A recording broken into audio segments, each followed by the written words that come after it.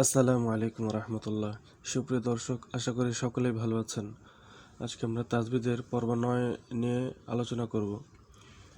যারা বিগত পিছনের পর্বগুলো দেখেননি তাদেরকে অনুরোধ করব সেগুলো দেখে আসার জন্য। ওয়াকফ করার নিয়ম: আমরা যখন কোরআন শরীফ পড়ি, আমাদের দম শেষ হয়ে গেলে অনেক সময় আয়াতের মাঝখানে থামতে হয় বা ওয়াকফ করতে হয়। আবার অনেক সময় আয়াতের শেষেও আমরা ওয়াকফ করি, অথবা অনেক সময় মিলেই পড়ি। যাই হোক, এখন ওয়াকফ মানে থামা, সেইটা কীভাবে থামবো সেই নিয়মগুলো আমরা আজকে আলোচনা করব।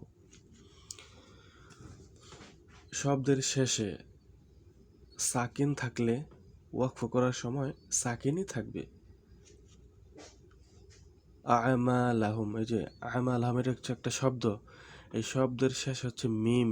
মিমের উপরে কি আছে? সাকিন বা জজম। সাকিন আছে বা জজম, যাই হোক যেটাই বলি, তো সাকিন আছে। এখন যদি আমরা এখানে থেমে যাই তাহলে সাকিনই পড়তে হবে। আমালাহুম, আমালাহুম, লাহুম, হুমই বলছে, কারণ এখানে সাকিন আছে, সাকিনই পড়ছি। এবার ওয়ালাম ইউলাদ, দালের উপরে সাকিন আছে, সাকিনই পড়ছি। ওয়ালাম ইউলাদ, ওয়ালাম ইউলাদ, সাকিন আছে, সাকিনই পড়ছি। তাহলে কি বিষয়টা বুঝলাম? এখানে শব্দের শেষে সাকিন থাকলে ওয়াকফ করার সময় সাকিনই থাকবে। শব্দের শেষে মদের হরফ থাকলে ওয়াকফ করার সময় মদের হরফ অর্থাৎ এক আলিফ টেনে পড়তে হবে। যেমন এর একটা শব্দ, এই যে একটা ড্যাশ চিহ্ন আছে, তার ডান পাশে দেখেন মোট 3টা শব্দ আছে। আমরা এই শব্দটা ধরি, মনে করি এটা হচ্ছে একটা সূরার একটা শব্দ। আমরা এখানে থামবো, জিলজালাহা, এখানে হায়ের মধ্যে থামবো।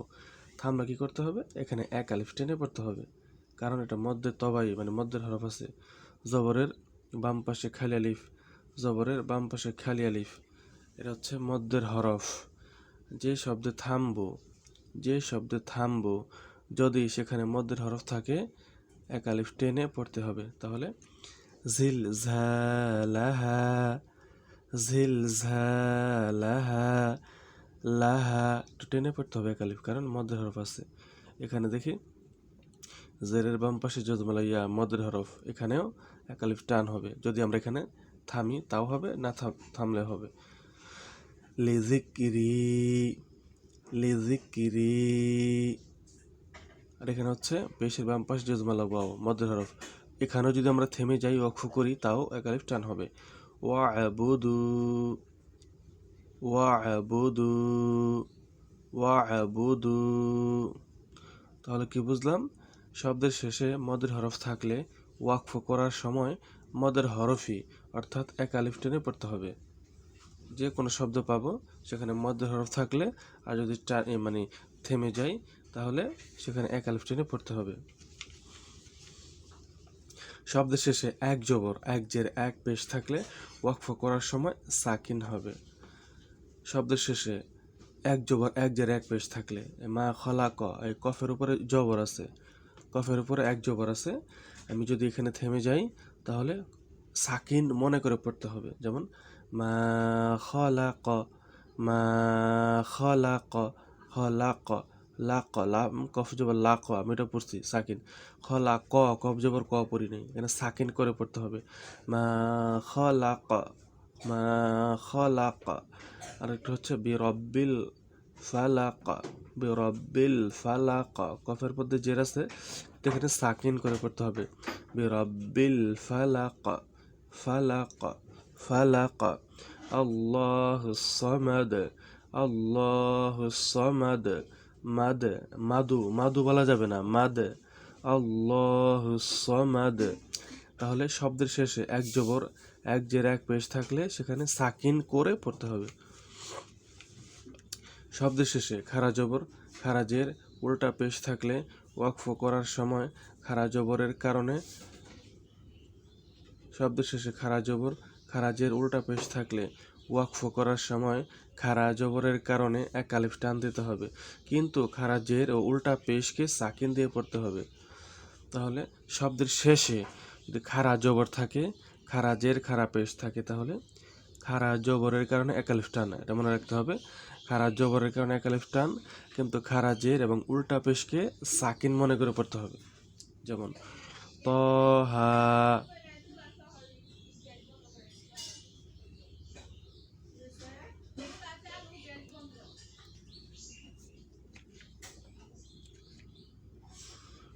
তহা এখানে এক আলিফ টান হবে।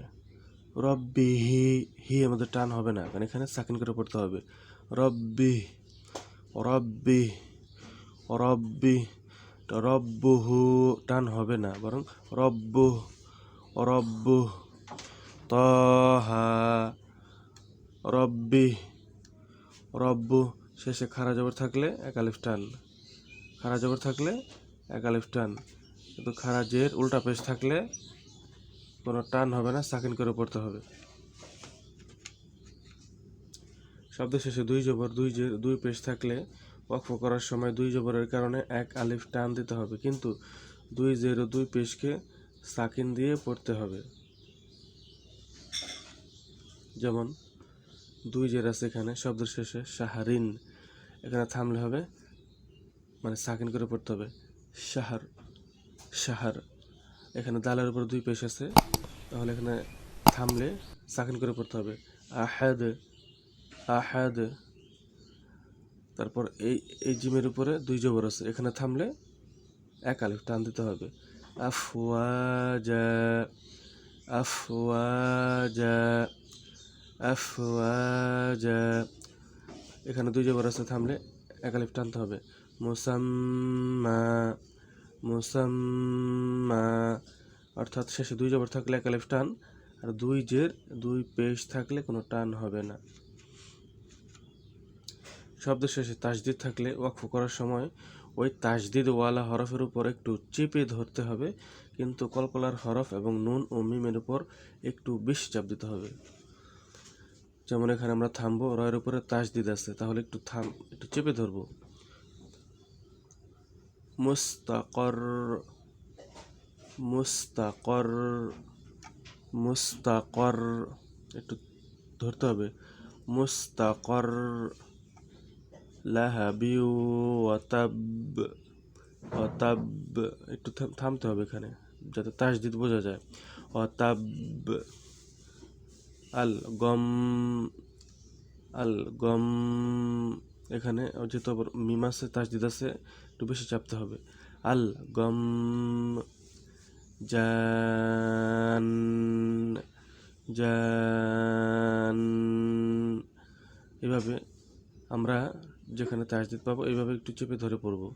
শব্দের শেষে তাসদিদ থাকলে ওয়াকফ করার সময় ওই তাসদিদ ওয়ালা হরফের উপর একটু চেপে ধরতে হবে।